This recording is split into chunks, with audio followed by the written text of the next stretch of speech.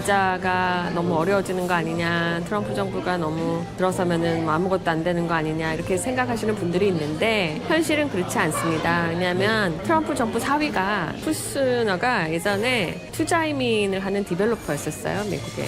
그래서 트럼프는 사실 투자 이민 되게 좋아해요.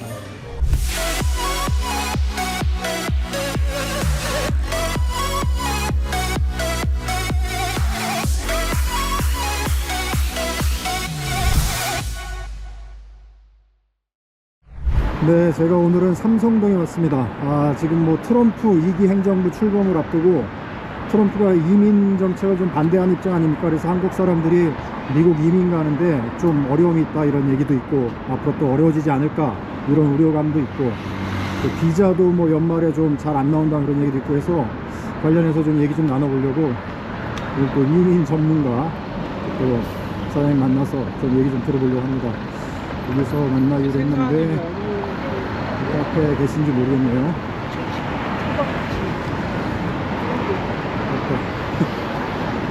저기 앉아 계시네.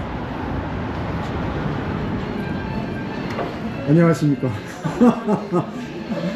바로 진짜 여기 계시네. 이분 안녕하세요. 네, 안녕하세요. 얼굴 나와도 되는 겁니까? 네? 상관없으신가요? 앉으세요. 네, 고맙습니다. 어떻게 바로 찾아왔죠, 제가? 네, 딱 뭐 투썸 플레이스 말씀하시길래 지나가는 길에 딱 봐가지고. 네, 쉬우신데 앉으세요. 근데 커피를 미리 다 이렇게 시켜놓으셨어요. 네. 아메리카노 괜찮으시죠? 좋습니다. 요즘 이런 시국의 사업은 전혀 영향이 없습니까? 영향이 없게끔 만들고 있죠. 그게 경영 능력 아닌가요? 그러니까 어떻게 하면 영향이 없게끔 해요? 항상 위기일 땐 살아남는 한 업체들이 있잖아요. 네. 그게 뭐냐면 평상시에 내실을 다지는 업체들. 네. 우리 업체에서는 이제 가장 실력이 뛰어난 업체들, 네. 경험이 많은 거, 네. 뭐 이런 업체들이 이제 살아남으니까 평상시에 그런 것들을 많이 했죠. 그러니까 이제 트럼프 정부가 들어서면 프로세싱이 좀 어려워질 거예요. 심사하는 그 과정이. 근데 저희는 자신 있어요. 그렇지 않아도 오늘 지금 네. 뵙고 이제 여쭤보고 싶었던 게 네. 트럼프 이제 2.0 정부라고 그러잖아요. 2.0 정부가 이제 내년에 이제 들었으면 트럼프가 그 공약이나 정치적 표방하게 이민 정책에 대해서는 좀 스트릭트하게 하고 네.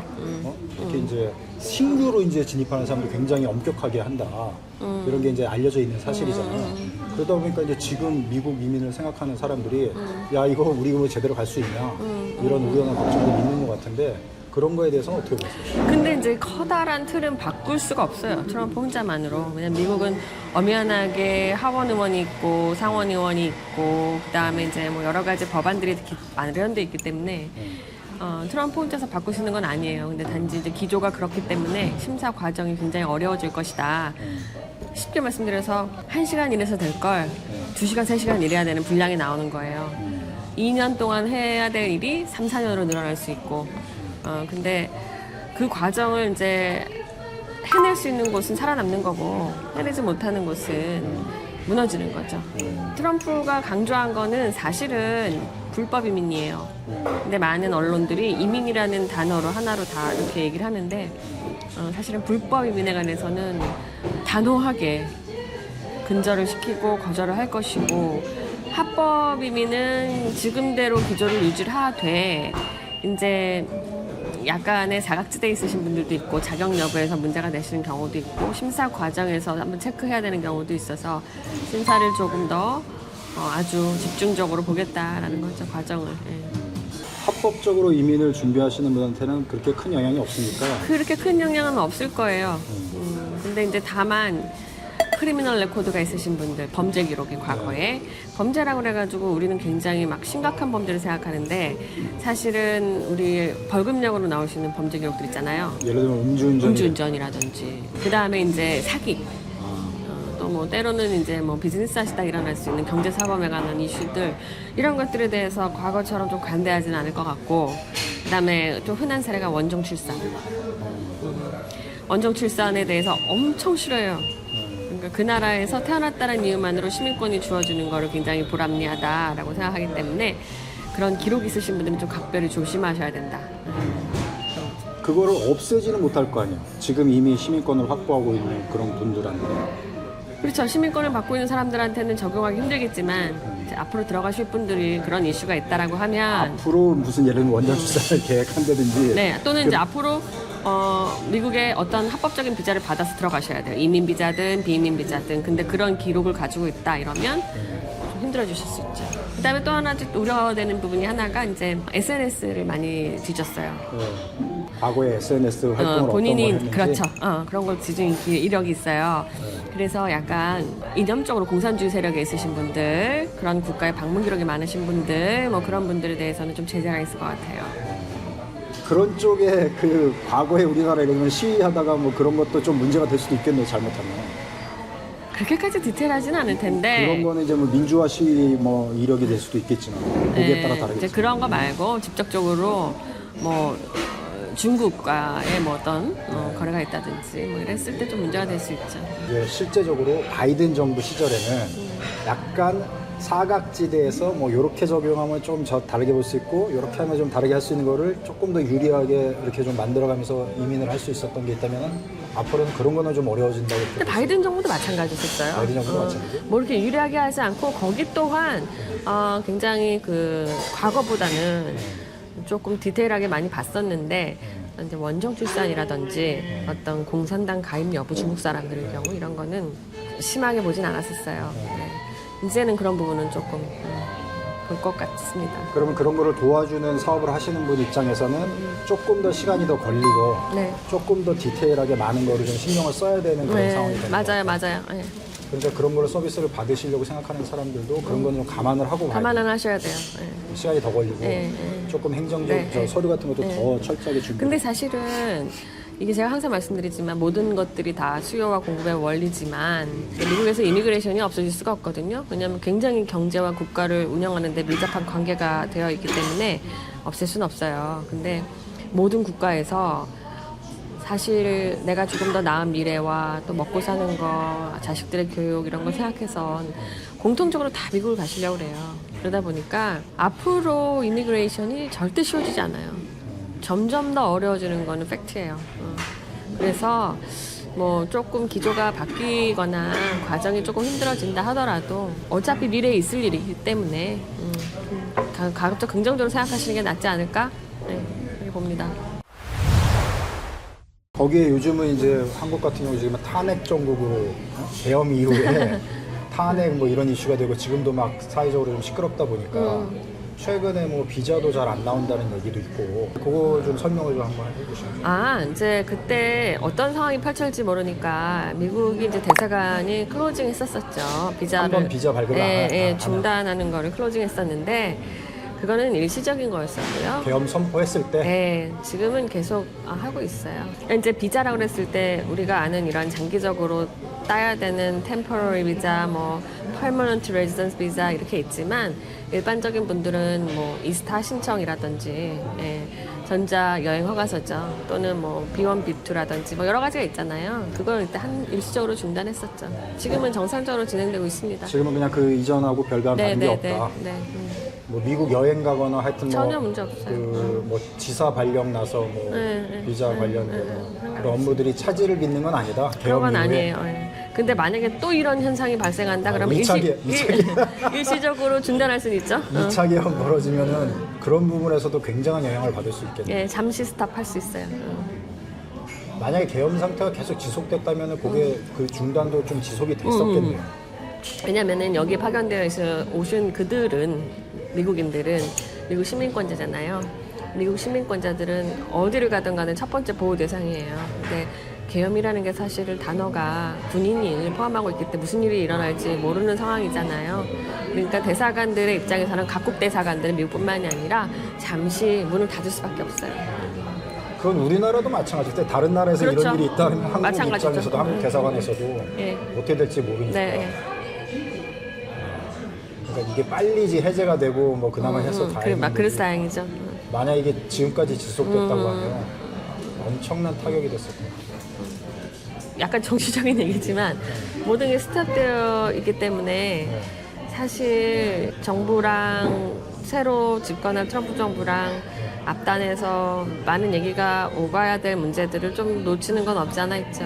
제가 맨날 얘기하는 그 E4 비자 같은 경우가 사실은 앞단에서 얘기가 미리 되면 너무 좋은데 좀 시기를 놓친 것 같은 생각이 있어요. 그게 계속 논의를 해가지고 풀어갔어야 되는 문제인데 네. 지금 진행하기에는 여러 가지 문제들이 있어가지고 조금 딜레이 되지 않을까 봅니다.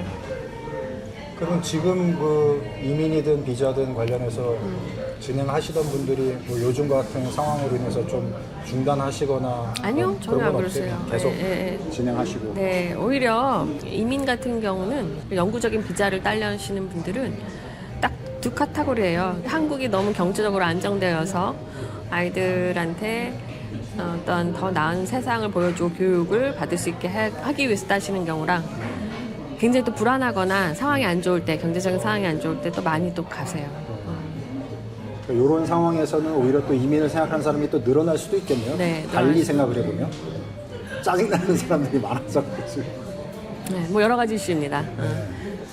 여러 가지 이슈. 여러 가지 이슈. 정치, 경제, 뭐 본인 스스로의 비즈니스, 뭐 여러 가지로. 네. 내년은 그 사업적으로는 어떤 거 주로 구상하거나 계획하고 계세요? 그거는 비밀인데요. 여러 가지로 보고 있어요. 큰 틀에서 뭐 생각하시는 글쎄요, 뭐 밖으로 나가는 것도 있지만 안으로 들어오는 것도 제가 생각하고 있었는데 지금 우리가 안정이 조금 안 된 상황이라서 약간 저도 그 부분에 대해서는 좀 미지수입니다만 한국 경제에 가장 필요한 게 역시 빠진 만큼 또 들어오는 것도 필요하잖아요. 그래서 그런 거 해외로 나가는 데 있어서 인증 과정에 필요한 부분도 저희가 좀 해보려고 하고. 그 연관된 거 말고 완전히 다른 비즈니스나 이런 거는 생각해 보신 적은 없으시죠? 생각은 많이 하죠. 근데 완전히 벗어나진 않아요. 연장선상에 있어요. 연장선상에서. 근데 좀 공격적으로 하기에는 좀 상황을 봐야 될 것 같다. 지금 현재 경제 상황이나 돌아가. 그거는 이제 개인 성향인 것 같아요. 저는 이렇게 심사숙고하지 않고서 덤비는 스타일이 절대 아니기 때문에 그래서 뭐 당장 안 하는 거죠. 네. 이민법인 대학 입장에서 뭐 해주고 싶으신 얘기나 다른 거 있으시면 말씀해 주시죠. 너무 걱정하지 않으셔도 된다라는 거예요. 현재 상황을 네, 그러니까 뭐 비자가 너무 어려워지는 거 아니냐, 트럼프 정부가 너무 들어서면은 뭐 아무것도 안 되는 거 아니냐 이렇게 생각하시는 분들이 있는데 현실은 그렇지 않습니다. 왜냐하면 트럼프 정부 사위가 쿠스너가 예전에 투자 이민을 하는 디벨로퍼였었어요, 미국에. 그래서 트럼프는 사실 투자 이민 되게 좋아해요. 왜냐면은 외국에서부터 돈을 끌어오는 거잖아요. 오히려 투자 이민 쪽으로는 활성화될 수도 있겠다는 생각 개인적으로는 했거든요. 돼요. 그러니까 왜냐하면 사업가고 그렇죠. 그 부동산 개발 네. 비즈니스를 기반으로 큰 사람이다 보니까 그 미국이라는 큰 땅덩어리에 사실 모든 기업들이 은행에서 대출을 받아가지고 이걸 지역을 갖다가 발전시키고 이게 사실 쉽지가 않아요. 근데 외국에서 들어오는 돈은 이자 없이 꼬을 수 있는 돈이잖아요. 그러니까 활성화하죠, 당연히. 트럼프 입장에서는. 그 다음에 뭐 그거 말고 노동력을 제시하는 비숙련 이민도 사실은 미국 경제 밑바닥을 돌리는 가장 기본적인 건데 여기 인력이 공급이 안 되면 미국 경제 스탑이에요. 그래서 말은 어쩌고 저쩌고 하지만 안 할 수가 없습니다. 그것도 정상적으로 돌아가는 거고 그다음 미국이 제일 좋아하는 게 각국의 전 세계 인재 모으는 거잖아요. 그게 이제 뭐 EB1, EB2 같은 건데 아니 지금 중국을 죽이겠다. 전 세계 1등은 미국이다. 라고 하면 더더욱이 전 세계의 인재를 모아야 되지 않겠습니까? 과학을 발전시키기 위해서. 당연히 진행 안 할 수가 없죠. 다만 이제 비민 비자. 예를 들어서 잠시 동안 체류를 하면서 그들처럼 화이트 칼라로 일할 수 있는 H 비자라든지 뭐 이런 것들에 대해서는 조금 더 어렵게 볼 수가 있겠죠. 왜냐하면 자기네 자국민의 일자리를 뺏는다라고 볼 수가 있기 때문에 그런 거 제하고 나머지는 잘 될 거예요. 그래도 너무 걱정 안 하셔도 됩니다. 저는 걱정하는데 막 걱정하시는 분들이 있는 것 같아가지고 여쭤본 거예요. 하여간 뭐 그쪽은 제가 생각해도 좀 많이 오히려 확대가 될 수도 있겠다. 트럼프 스타일상. 인재를 끌어모으는 거, 그 다음에 자금을 끌어모으는 거. 그게 기준이 달라질 수 있을지는 몰라도 네. 어쨌든 그쪽 시장은 그렇게 뭐 축소되지는 않을 것 같아요. 개인적으로는 저도 그렇게 생각해요. 그리고 트럼프가 사실 그 메이드 인 USA 되게 좋아하잖아요. 그래서 공장을 빨리 가지고 오라 이거거든요. 가져와서 미국에서 생산을 하라라는 거예요. 어쩔 수 없이 기업들이 사실 울며 겨자 먹기로 가서 공장을 지을 수밖에 없는 구조가 되고 실제로 그렇게 하다가 시장이 넓으니까 매출이 많아져서 사실 또 많이 들어가요. 그래서 그런 부분도 활발하게 이루어질 것 같습니다. 네.